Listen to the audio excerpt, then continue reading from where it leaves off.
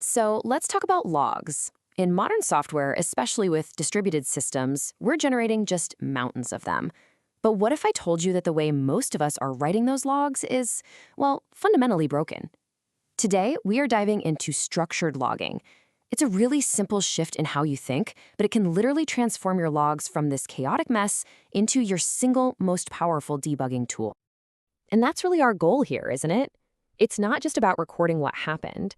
It's about creating a source of truth that's clear, that's queryable, and is just incredibly powerful, especially when everything hits the fan. So here's what we're going to cover. First, we'll look at the hidden flaw in the way we all log every day. Then, we'll show you the simple change that turns that text into actual data. We'll get into why this is such a game changer at scale, look at some patterns for complex systems, and then wrap up with some crucial do's and don'ts. Okay, let's dive right in by looking at something you've probably written, 100 times yourself. This looks completely normal, right? I mean, we're logging an error, we're using string interpolation to pop in the exception message. It's clean, it's readable, it seems like it gets the job done. But here's the thing. This single line of code is quietly breaking one of the core principles of modern observability. It's hiding a problem that only becomes painfully obvious when you're trying to debug a live issue in production. And here it is. Here's the problem. The output is just a blob of text. To a machine, user 888 isn't a piece of data. It's just a bunch of characters inside a string. So trying to answer critical questions like, hey, show me all the errors for this specific user, becomes almost impossible. You're stuck using fragile, slow text searches, you can't filter properly, you can't aggregate, and you definitely can't build reliable dashboards. So, how do we fix this? Well, the solution is surprisingly simple, but it represents a huge shift in thinking. From treating logs as plain old text to treating them as structured data. Okay, look closely at the slide, because the difference is tiny, but the impact is massive. On the left, you see standard string interpolation. See that $sign? That creates the final string before it even gets to the logger. But on the right, we're using a message template with placeholders. We pass the data in separately. That one tiny change, that's the whole secret. And this is the result. Instead of a flat string, the logging framework creates a structured object, usually JSON. Your order ID and user ID are no longer just text. They are distinct, queryable key value pairs.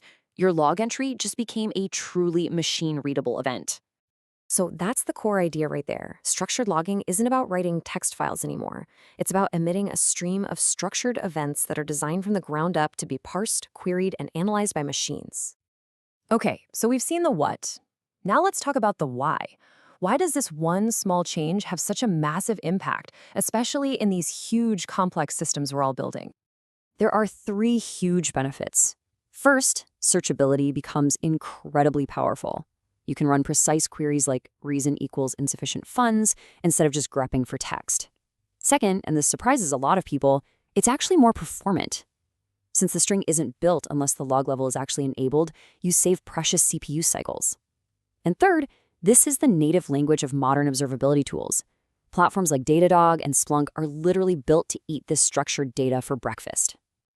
So let's see how this concept really scales up in the real world, especially in a microservice architecture, where a single click from a user can fire off events in a dozen different services. The correlation ID is a classic, essential pattern. When a request first enters your system, you give it a unique ID. That ID is then passed along in the headers to every single downstream service. By including this correlation ID in every structured log, you can instantly query for that one ID and see the entire end-to-end story of that request across your whole architecture. It's like a golden thread connecting every single event. Semantic logging takes this a step further.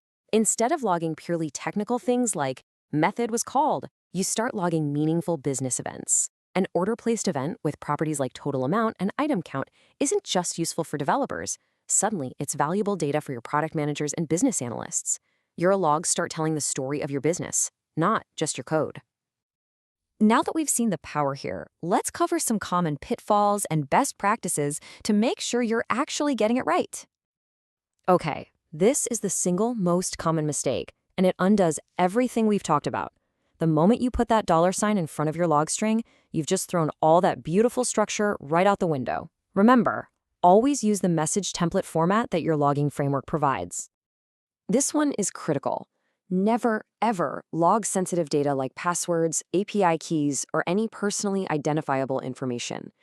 If you log a JWE token to your central logging system, you're not debugging. You are documenting a massive security breach waiting to happen. Log identifiers, like a user ID, but never the credentials themselves. And finally, consistency is absolutely king. If one service logs user ID and another logs user_ID, your ability to query across those services is completely broken. Pick a naming convention, something like Pascal case is common, and enforce it everywhere. This is what makes your analytics and dashboards reliable. I mean, this quote just sums it up perfectly, doesn't it? Without that structure to filter and query, you're just fumbling in the dark through this massive sea of text, hoping you get lucky. Structured logging is the tool that lets you finally turn on the lights. And that's really the big takeaway here. Adopting these practices isn't just some abstract technical improvement. It is a very real gift to your future self. The one who's on call, trying to solve a critical production issue under a ton of pressure. You are giving that person the exact tools they need to find the answer, and find it fast. So, I'll leave you with this one thought. The next time you're about to write a log message, just pause for a second. Ask yourself, am I just writing text, or am I creating a valuable, queryable piece of data? That simple question can make all the difference in the world.